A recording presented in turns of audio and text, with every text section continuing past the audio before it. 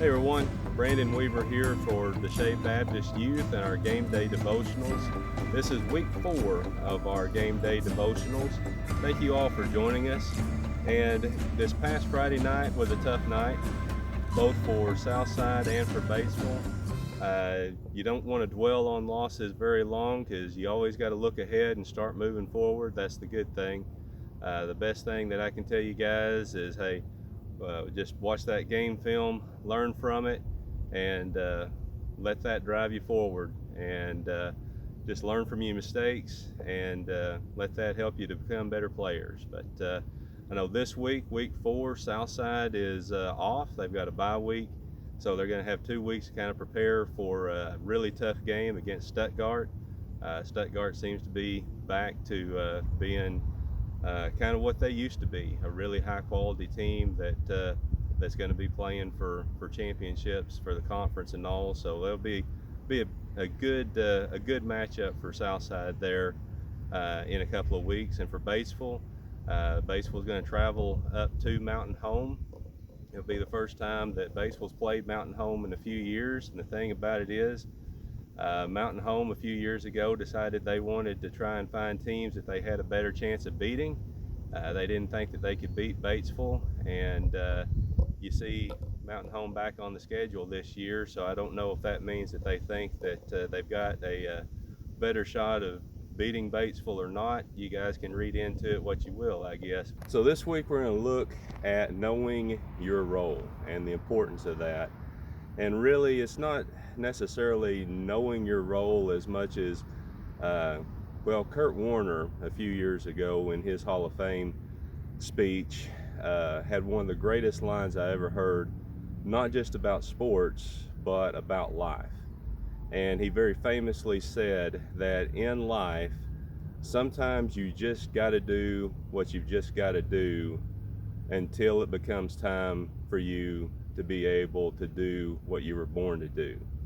And that is so true, not just on the football field, but in life itself. And we'll look at that today from a few examples. But from the football perspective, when you start off, the majority of the time, a lot of guys end up having to play certain roles, whether it's on special teams, whether it's as a backup of some sorts.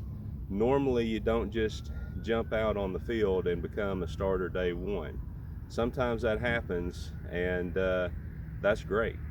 But other times you gotta kind of bide your time and work your way up the ladder. And that's a hard thing to do because we all want to be out on the field. We all want to be that great player, that star player that everybody looks at and goes, man, they are great, they are awesome.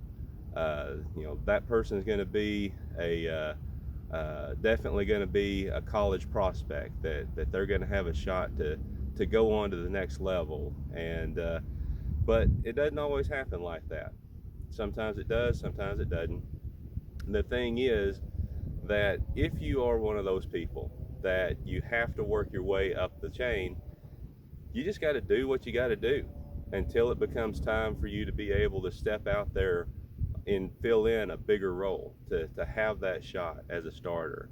In life, there are opportunities sometimes in life that you want to take advantage of that just doesn't happen.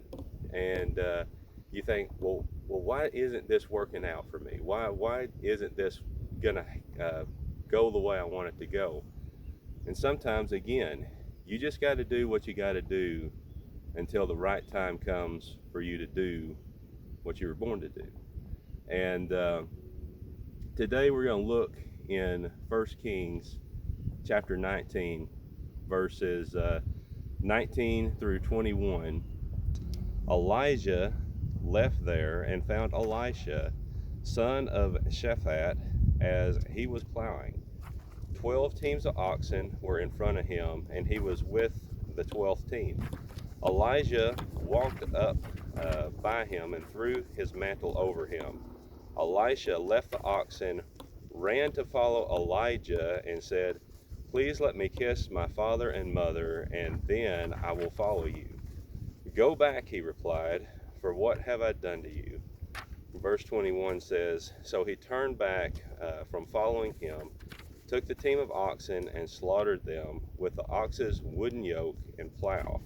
He cooked the meat and gave it to the people, and they ate. Then he left and followed Elijah and served him." So here, what we are seeing is the beginning of the torch passed. Elijah has been this great prophet in the history of Israel, one of the greatest prophets. That, in fact, we believe that in the final last days, Elijah is one of the two prophets that come back to prophesy against the world, and so Elijah has always been this figure amongst the nation of Israel, the Jewish people, as being held in real high regard and high esteem, and so Elijah is coming to the place where his career is about over. God is about to call him to do something else, and so they've got to have someone to take his place. And the thing that we know all throughout the Bible, we see different places where God calls people who other people would not necessarily think of to fill great roles. I mean, if you stop and you think about it, when David was anointed by Saul to become king of Israel, the eventual king of Israel. So if you stop and think about it, when David is called by Samuel to replace King Saul as the next leader of the nation of Israel, David was a shepherd boy, and he was the youngest of all of his family. And so David was not the person that most people would have thought of as being the next person to be the natural fit, to be the king, to be the leader of Israel. You stop and you think about the story of Gideon.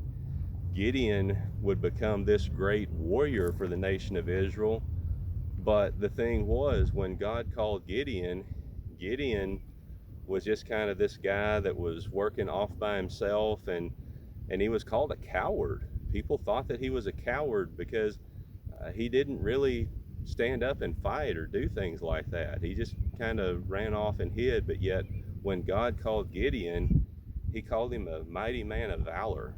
And that really didn't seem like Gideon's part of his personality. But yet, in the end, when you see the entire story of Gideon, you realize just how true it is. And so we understand, because when David was being anointed by Samuel, that God spoke to Samuel's heart and he said, "Don't choose any of David's brothers.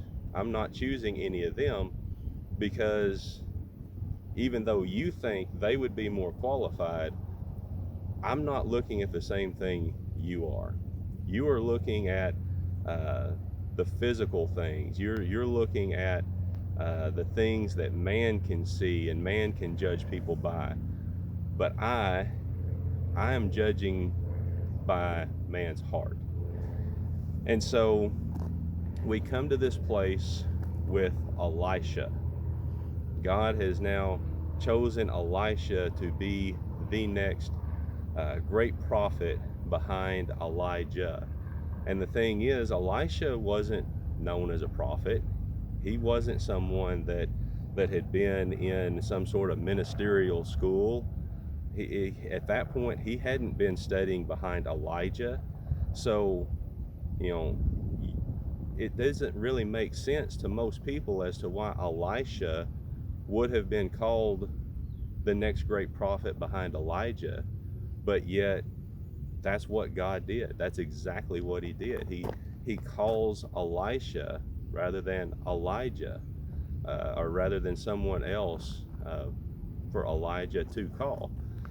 And so, in looking at this, we see that Elisha, he's a farmer. You know, his family is a pretty well off family in the farming business, but he's a farm boy. He's a guy that is out there working probably dusk till dawn. Uh, we see him when Elisha finds him. He is plowing with the oxen, so he is right there in the muck and the mire and the dirt, and he is working, plowing those fields, trying to make sure the crops get in, and tending and taking care of things of that nature. The fact that we see that Elisha's family has 12 teams of oxen at this point would show that he is a family that probably was pretty well off. Oxen were not cheap, and certainly a team of oxen were not cheap. But yet, here we have Elisha leading in the family business. He's one day going to be taking it over, uh, and uh, and so that's where we see him at. But yet, here comes Elijah. Now, Elijah comes and he changes his life. As soon as Elisha sees him and Elijah puts his mantle over him, Elisha knows his life is forever changed. And the first thing that we see Elisha say to Elijah is, "Let me go back home just to kiss my mom and dad, to say goodbye, and then I want to come back here and I'm going to follow you. You're going to be my leader, and I am following God, and I'm going to do whatever He leads me to do, and I'm going to do whatever He calls me to do from here on out. My life is His. Um, you're going to teach me."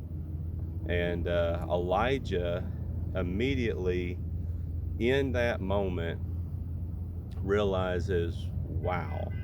And he says to Elisha, "What have I done? What have I done to you?" And it's not so much what Elijah has done to Elisha, but it's what God has done. And so uh, Elijah says, "You can go do that."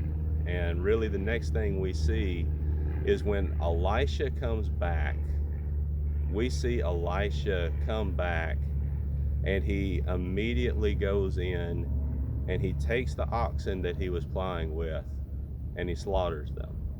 He takes the yoke that he was using with plowing the oxen, something that would have cost money, both the oxen and the yoke, for him to have been able, or his family to have been able to use in the farming business. And he comes home and he destroys the yoke. And then he goes in and basically has this kind of celebratory meal, this celebratory feast of what God has done, that God has chose me to do something great for Him. And so I want to celebrate with everybody that I have worked with. So everybody that's out there with Elisha, that's been out in the fields working with him, he throws this big feast for them, and they basically just celebrate what God is doing in Elisha's life and the calling, the next chapter of what's happening in Elisha's life. And so it's an amazing thing. When I use the quote from Kurt Warner, the thing about Kurt Warner is he understood that quote personally better than really any of us can, because of his experience in football. He went to a small college. Kurt was a guy that was undrafted. When he originally came out of college, he signed with the NFL team, but they cut him.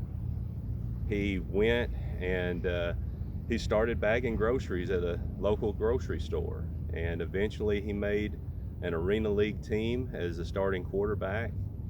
And it was a hard fight for him. He kept trying to audition for teams, and it either would work out to where he could audition, or something would come up, and it never clicked. It never happened for him. And eventually, he did get the call to be able to come into St. Louis, and they signed him as kind of like a third string practice quarterback. And eventually he worked his way up the ladder. And when an injury happened to Trent Green, and everybody else in the world gave up on the St. Louis Rams, his coach believed in him, his teammates believed in him, and he believed in himself. And he took the abilities that God gave him and he used them to do some extraordinary things on the football field. And the thing about those teams with the Rams that Kurt Warner led, there was a reason why they were called the greatest show on turf. I mean, they were an offensive juggernaut that could not be stopped. And I hated it as a 49er fan because the Rams went from being a doormat in the NFL that you just pencil it in, it was a win, to now you might as well pencil it in as a loss because your team was more than likely not going to beat them that day. But Kurt went in and he took the team over. He bided his time. He did exactly what he needed to do to be able to just do what he needed to do until the day came when he was finally able to do what he was born to do. For you guys right now, forget about the football field. The fact of the matter is, there is always going to be a season in life, and certain things happen in those seasons. Right now, you guys as teenagers are in this season of education. You're in this season of learning. You're in this season where it's expected for you guys to learn as much as you can, to get as much education as you can, to prepare yourself for as best you can for life outside of school. You're not always going to be in school. The fact is, one day you're going to graduate and the choice is going to be, okay, I can either go to college and continue my education, or I can go start to work somewhere. Are you going to go pick a career, a job? Is it something that you're just trying to find a job where you're just trying to make ends meet for this time? Or is it something where you're going to learn a skill to be able to do something for the rest of your life? And if you go to college, then what are you going to do? Are you learning something that is that's going to help you to become a doctor, a lawyer, a teacher? Is it something that is going to be able to help you in a certain career path? Why are you going to college? But again, that's part of that season of education. But eventually, we all get out of school, whether it's high school, college, master's, whatever it is. There will be a day when you're out on your own and you're in your job, you're in your career, and you've got to take what you've learned. And when you start in that, you're probably going to start at the bottom. And when you start at the bottom, you got to work your way up. And just like the majority of the time on the football field, or the basketball court, or the baseball diamond, or wherever, you got to start from the bottom and prove yourself to show what you're capable of and prove to everyone that you're around how valuable you are, what makes you important to that organization, what makes you important to be able to do this particular job, why you can build this house, why you can coach this team, why you can perform this surgery. There's all things that you're going to be preparing yourself for right now, to be ready to go and do what you were born to do. So God was preparing Elisha out in the field. You wouldn't necessarily think of God preparing Elisha out in the field to become a prophet. You would have thought it would have made more sense for someone to have been in a seminary or something, but God used Elisha out in the field. God can take wherever you're at and whatever you're doing and whatever is going on in your life. He is preparing you to do something in your life. He is preparing you right now to do what you've got to do so that when it's time, you're going to be ready to be able to do what you were born to do.